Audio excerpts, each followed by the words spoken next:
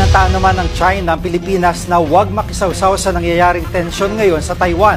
Buwelta naman ng palasyo, hindi makikialam ang Pilipinas basta hindi tayo madadamay sa gulo.